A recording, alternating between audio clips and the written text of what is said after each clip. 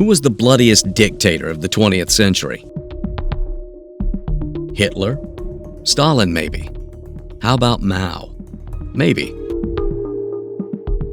But what if I told you there was a dictator, less famous, less talked about, who may have personally ordered the murder of 500,000 of his own citizens and got away with it? His name was Idi Amin. And while the world watched, he turned Uganda into a killing field, stuffed his fridge with severed heads, and called himself Conqueror of the British Empire. But how did he rise to power from being a cook in the army? And how did he stay there for 8 blood-soaked years?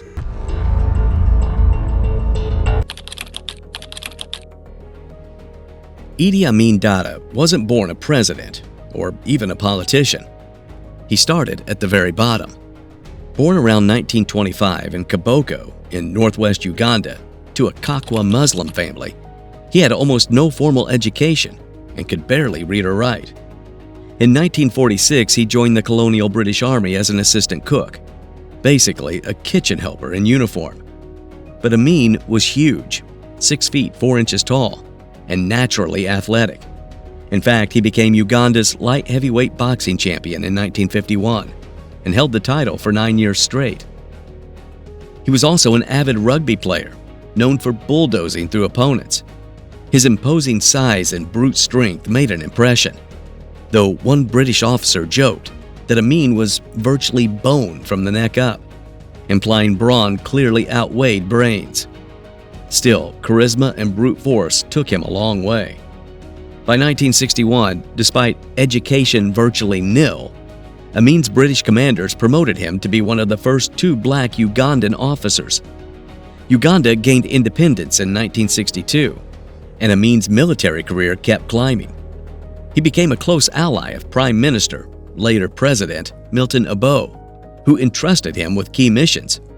Amin helped Obote quash a mutiny and even led an attack on the palace of the King of Buganda in 1966, which boosted Amin's legend among some Ugandans. Obote elevated Amin to Army Commander in 1965 and overall Chief of the Armed Forces by 1970. Beneath the camaraderie, though, distrust was brewing. Rumors swirled about Amin's brutality in earlier operations, including a 1962 massacre of Kenyan tribesmen that was quietly swept under the rug. By 1970, Obote suspected Amin of misusing army funds and plotted to arrest him. Sensing danger, General Idi Amin decided to strike first, setting the stage for a coup that would put him, improbably, at the helm of Uganda. Chapter 2: Africa's Last Hope. On January 25, 1971, while President Obote was away at a conference, Idi Amin seized his moment. He launched a military coup and took control of Kampala in a near-bloodless power grab. Tanks rolled through the streets, soldiers blocked airports and roads, and Radio Uganda crackled with announcements that Obote's corrupt regime had been overthrown. Cheering crowds actually poured into the streets of the capital upon hearing the news, a testament to how unpopular Obote had become. Amin, presenting himself as a plain-spoken soldier and savior, promised this was a caretaker government only. He vowed to hold free elections as soon as the country was stable, and even promised to release political prisoners to signal a new dawn. For many Ugandans, and even some foreign observers, the coup felt like a positive change. One U.S. diplomatic report noted Ugandans were generally relieved and welcoming of Amin in those early days, hoping he would restore civilian rule and end Obote's abuses. Amin certainly saw himself as a liberator. He declared he had come to save Uganda from tyranny and frequently portrayed himself as a champion of the common man. In later propaganda, he went so far as to call himself the last king of Scotland. Yes, Scotland. More on that later. And even the last hope of Africa, positioning himself as the continent's savior. These grandiose claims weren't official titles, but they reflected Amin's growing ego. In reality, behind the celebratory facade of 1971, Amin was already moving swiftly to consolidate absolute power.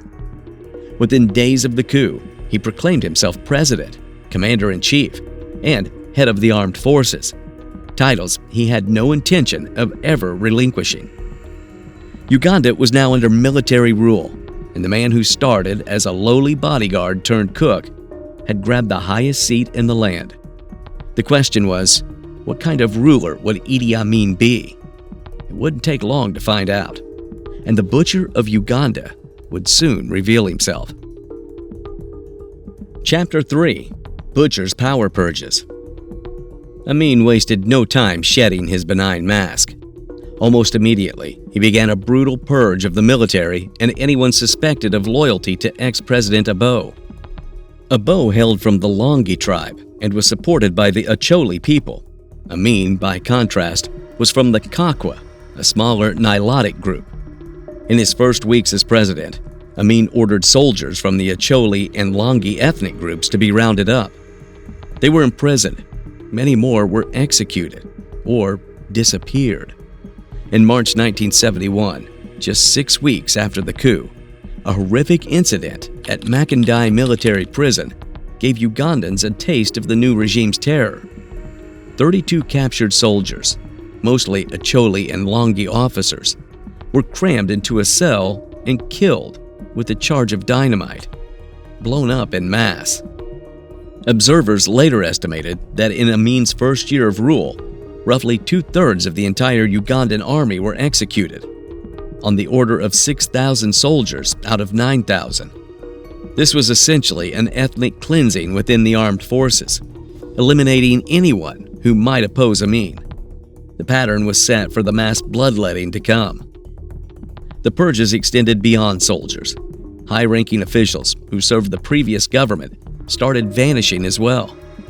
In September 1972, Chief Justice Benedicto Kiwanaka, a former prime minister, was dragged from his chambers by Amin's henchmen and murdered. A few years later, in 1977, the Anglican Archbishop Janini Luwum, an outspoken critic of the regime, was killed under suspicious circumstances. The government absurdly claimed he died in a car accident, but it was widely understood that Amin ordered his death. Cabinet ministers, academics, journalists, no one was safe. Amin's State Research Bureau, the SRB, ostensibly an intelligence agency, became notorious for hunting down and torturing regime opponents. By late 1972, President Amin had made it clear that his earlier promises of democracy were void. He declared himself president for life, formally adopting that title in 1976, and promoted himself to field marshal. With absolute power in his grasp, Amin ruled through fear. As a U.S. State Department brief described him at the time, he was uneducated, irresponsible, paranoid, and racist, a volatile combination that Uganda was now suffering firsthand. In 1972, exiled supporters of Abo attempted a small invasion from neighboring Tanzania, hoping to topple Amin. Amin's forces repelled this attack, but it only fed his paranoia. He took revenge, not just on the rebels, but on civilians suspected of disloyalty. Entire villages in the West Nile region, Amin's home area, saw violence as the regime settled scores. By Amin's own warped logic, terror was a tool to cement his rule. A secret State Department cable from 1973 noted that an unruly army has terrorized the country, and that Amin's purge had removed nearly all soldiers who weren't from his own clique. The killings in 1971 through 72 likely claimed thousands of lives. U.S. officials estimated at least 4,000 to 5,000 tribal killings in the first year. And this was only the beginning. Amin had tasted absolute power, and he was willing to eliminate anyone to keep it. The bloodbath had begun in earnest, and ordinary Ugandans were about to learn just how terrifying life under a mad dictator could be. Chapter 4: Terror State Established. For everyday Ugandans, Idi Amin's 8-year rule wasn't just terrifying, it was a waking nightmare. People vanished without warning, families whispered in fear, dreading the infamous late-night knock. At the center of the terror was the State Research Bureau, SRB, a plain pink building in Kampala that functioned as Amin's personal torture and execution chamber. Prisoners, often detained for no reason, were tortured, crammed 60 to a cell, and forced to live beside rotting corpses. Survivor Reverend George Lakwaya described it as pure hell. Beatings from drugged guards, no food, no water. So desperate that inmates drank urine. Every day, one of those men would either die or be murdered, he recalled. Amin built an entire ecosystem of fear, stacking agencies like the Presidential Guard, military police, and SRB against each other. Everyone spied. No one felt safe. According to Amnesty International, as many as 300,000 to 500,000 Ugandans were killed, some strangled with piano wire, others shot and dumped in the Nile River. The regime didn't care who you were: rich, poor, Christian, Muslim, doctor, teacher. People were killed for their ethnicity, faith, job, or simply because they were in the wrong place at the wrong time. Uganda became a nation of mass graves, soaked in blood and silence. As one survivor put it, "We feared the midnight knock more than anything." Amin didn't just rule Uganda. He brutalized it. His nickname, the Butcher of Uganda, wasn't hyperbole. It was earned, horrifically. Chapter 5. Economic collapse follows. Even as he brutalized his people, Idi Amin also wrecked Uganda's economy, and nothing did more damage than the mass expulsion of Uganda's Asian minority in August 1972. Overnight, around 50,000 to 60,000 South Asians, many of whose family had lived in Uganda for generations, were given 90 days to leave the country. Their only crime? Being successful. Amin claimed the expulsion came to him in a prophetic dream. These Asians ran much of Uganda's economy, including banks, pharmacies, shops, and factories. When they were forced out, Amin handed their businesses to loyalists and soldiers, many of whom had zero experience. Chaos followed. One example, a cement plant collapsed, literally, because the new managers didn't know how to clean the filters. Production across industries plummeted. Between 1970 and 1978, Uganda's export crops, like coffee and cotton, fell over 50%, and industrial output followed. Inflation exploded to nearly 200% per year, and basic goods became unaffordable. Sugar hit $5 per pound. Gasoline soared to $39 per gallon, while the average civil servant made just $30 a month. With reserves gone, Amin simply printed money, worsening inflation. Corruption was out of control. His cronies looted the treasury, even flying abroad with suitcases full of cash. To survive, desperate citizens smuggled goods and coffee, only to face Amin's so-called anti-corruption squad, which extorted or killed them. By the late 70s, Uganda's economy was a disaster zone. Hospitals, schools, and roads collapsed. Even Amin's own officials admitted the Asian expulsion was catastrophic. But Amin, he lived lavishly, while Uganda crumbled. Chapter 6. The Delusional Butcher. By the mid-1970s, Idi Amin's rule had descended into a grotesque blend of absurdity and horror. He built a cult of personality, granting himself wild titles like Conqueror of the British Empire, after the UK cut ties with Uganda. His full honorific, yes, read on state radio, included phrases like Lord of all the beasts of the earth and fishes of the sea. Fake medals adorned his uniform, and he delighted in ridiculous displays of power, like hijacking the police band's baton to play conductor. But behind the clownish theater was chilling violence. Rumors swirled that Amin was a cannibal, and his own aides later claimed he kept severed heads in his fridge. One of his wives was found dismembered, allegedly on his orders. Most shockingly, Amin once openly bragged in an interview, "I have eaten human meat. It's very salty." Delusions of grandeur extended beyond Uganda. A Muslim convert, Amin dreamed of leading the Islamic world, aligning with Libya's Gaddafi, and denouncing Israel and Britain. He chaired the Organization of African Unity in 1975 through 76, but was widely mocked.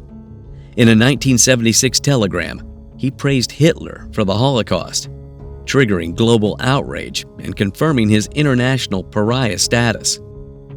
At home, Amin surrounded himself with loyal death squads and ruled through fear. He had 6 wives and fathered over 30 children, often marrying across tribes to appear inclusive, while killing indiscriminately.